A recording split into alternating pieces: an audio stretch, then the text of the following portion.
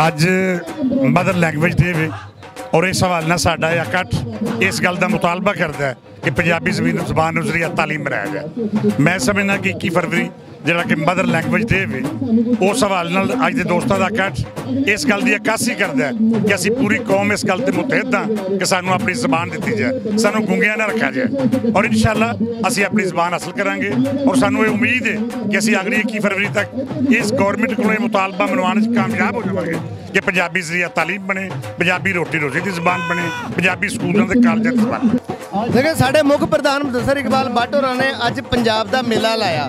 मां बोलियां का आलमी दिन सीगा। इहनूं मनाउण दे विच पंजाबियों का मकसद यह है कि दुनिया की 9वीं वड्डी ज़बान उहनूं तुसीं किवें रद्द कर सकते हो। सिंध अगर सिंधी पढ़ाई जाती है तो सानूं पंजाब च पंजाबी पढ़ाई जाए, साडे बालां नूं पंजाबी पढ़ाई जाए, वो पंजाबी च लिखण, पंजाबी च सीखण, ये भी साडा मुतालबा। और दूसरी सब तो वड्डी गल यह है कि असीं पंजाबी च पढ़ाना किहनूं आ, सूफियां नूं पढ़ाना, वलियां नूं पढ़ाना।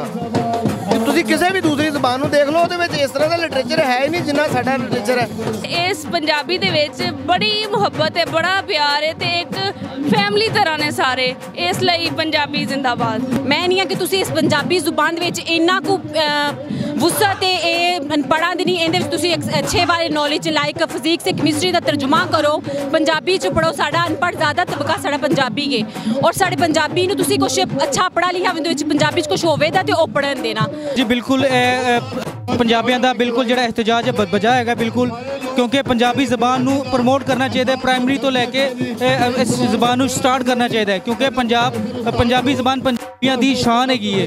तो मेरे ख्याल नाल कौमी ज़बान उर्दू के नाल पंजाबी नूं भी सानूं प्रमोट करना चाहिए ताकि साडी आने वाली नस्लां भी पंजाबी की अहमियत नूं समझ सकन। ज़बान किसी भी माशरे की पहचान होंदी है, जो साडे को साडी पहचान खोलोगे साडे को भाई कुछ नहीं बचता। सिंध की पहचान सिंधी है, बलोचिस्तान की पंजाबी ज़बान बलोची है, केपी की ज़बान पख्तो हिंदको जे पश्तो जे।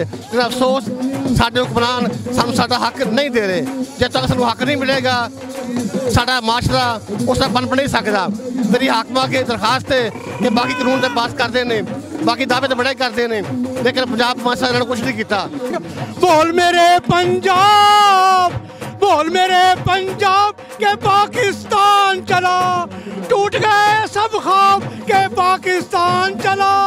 जाग मेरे पंजाब, सिंध बलोचिस्तान तो कब से रोते हैं, अहले पंजाब अभी तक सोते हैं। कि आज पूरी दुनिया दे विच माँ बोली दिहाड़ मनाया जा रहा है और इस माँ बोली दिहाड़ की वजह तो ही आज पंजाबी बाहर आए। और मेरी रियासत अगे और समाज अगे बेनती है कि प्लीज़ अपने घरों पंजाबी बोलनी शुरू करोगे। एक खातून ने जिहड़ा कि पंजाबी कुला पा के उन्हें यह साबित कर दिता कि पंजाबी कौम वाकई दलेर है तो जिंदा लोग ने, जिंदा दिल लोग ने।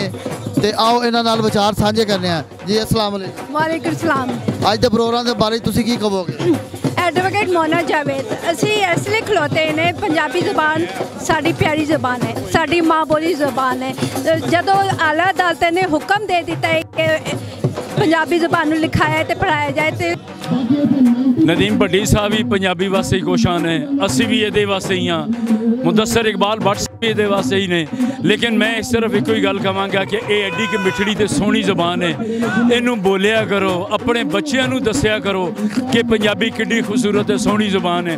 जिन्नी देर तक ये पिंड लैवल ते नगर नगर गली गली जाके ये प्रचार ना करांगे, लोगों नूं नाल ना रलावांगे, उन्नी देर तक असीं कामयाब नहीं हो सकते। कि खास तौर पे पंजाब दे मीडिया नूं एक मैनूं खुशी हो रही है कि यह इवेंट भी नज़र आया और इसकी कवरेज कर रहे हैं, यह बड़ी खुशी की गल है।